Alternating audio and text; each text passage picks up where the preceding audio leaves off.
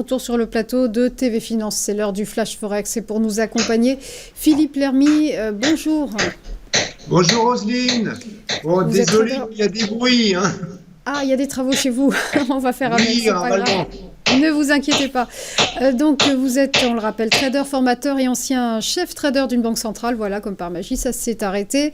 Et donc, pour ce Flash Forex et ces devises, on va d'abord évoquer le contexte, évidemment, et les événements de la semaine à venir, à savoir, tout d'abord, la réunion de politique monétaire de la Fed et les traders qui attendent la réserve fédérale américaine au tournant sur l'ampleur du ralentissement du quantitative tightening. Oui, alors aucune baisse donc des taux directeurs n'est attendue par les traders institutionnels pour cette réunion. Ce ne sera pas le sujet, hein.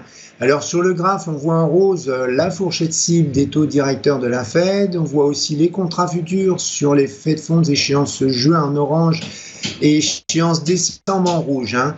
Donc il est clair que la confiance des investisseurs dans la baisse des taux a fortement diminué, donc avec une inflation qui ne ralentit plus, un marché de l'emploi qui reste fort et on l'a vu progressivement des commentaires donc agressifs des membres de la Fed, hein. Donc par conséquent, les primary dealers, qui sont les spécialistes qui cotent les Fed Funds Futures, estiment quasiment nul, donc une baisse de 25 points de base à seulement 2,5%, donc c'est comme s'il n'y avait aucune baisse anticipée. Donc pour la réunion de mercredi, hein. Alors on surveillera M. Powell parce qu'il va probablement évidemment maintenir un discours ferme, hein, en raison des derniers chiffres et d'une inflation qui reste, comme on l'a dit, forte, hein, puisqu'elle remonte, hein, quand même depuis plus de 3 mois, hein, voire 4 mois consécutifs, suivant les indices qu'on prend en compte. Alors, on a les traders institutionnels qui anticipent aussi, comme vous l'avez dit, que la Fed va annoncer un ralentissement du quantitative easing, hein, donc ce qui équivaudrait donc à une légère baisse des taux, donc pour nous traders, hein. Donc ce sera un point à surveiller, hein. Quelle sera l'ampleur de ce ralentissement, hein? C'est ça qui pourrait faire bouger le dollar. Alors on ne va pas oublier aussi l'approche des élections présidentielles américaines, hein, qui, même si la Fed est indépendante, va forcément perturber son cycle de baisse des taux directeurs, hein.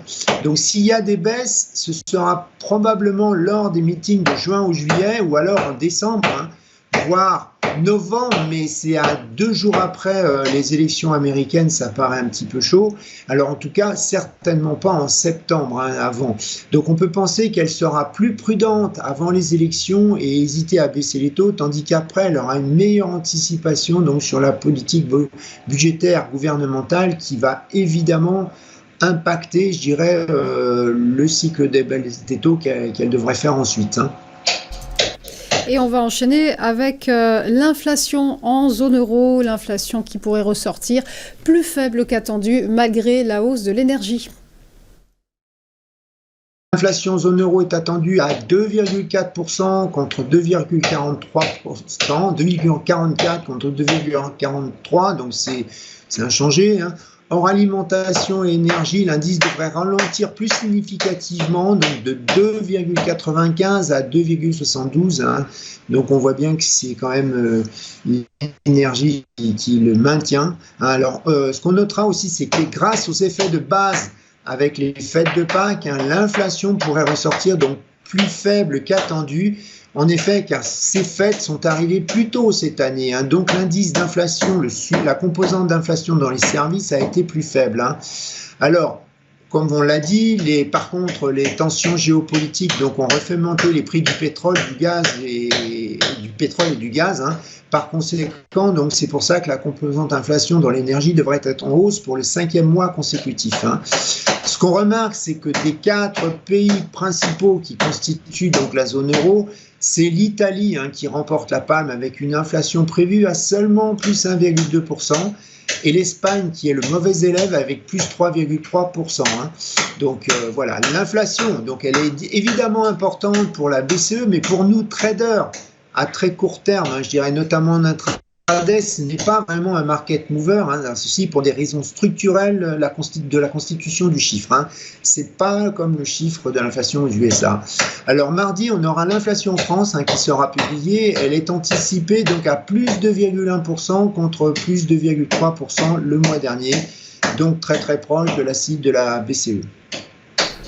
Et on enchaîne avec le rapport sur l'emploi américain et le marché du travail qui devrait rester tendu, mais une surprise à la baisse n'est pas à ignorer. Oui, alors les créations d'emplois sont attendues toujours fortes à plus de 143 000. Hein. Alors attention, comme vous venez de le dire, car certains indicateurs nous signalent une surprise à la baisse pour les créations d'emplois, une surprise potentielle, je dirais. On a l'embauche dans les petites entreprises qui a ralenti, donc à un niveau qui est le niveau pré-pandémie. Et on a aussi la composante emploi, donc de l'indice flash des directeurs d'achat dans les services qui a chuté fortement. Hein. Cette chute, c'est la deuxième plus forte baisse depuis le premier calcul de l'indice en 2009. Hein.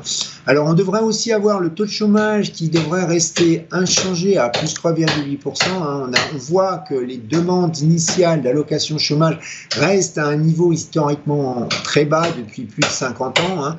Mais il pourrait être perturbé donc par l'immigration, hein, ce chiffre, il ne faut pas le négliger. Hein. Alors, avant la publication du rapport sur l'emploi, on surveillera le JOLTS, hein, donc c'est un chiffre qui est de plus en plus surveillé par les marchés, parce qu'il nous indique donc une tension éventuelle dans le marché du travail. Alors, la tension, elle est en train de ralentir, hein, puisque pour la dernière publication de ce chiffre, on avait 1,4 offres d'emploi non satisfaites par chômeur.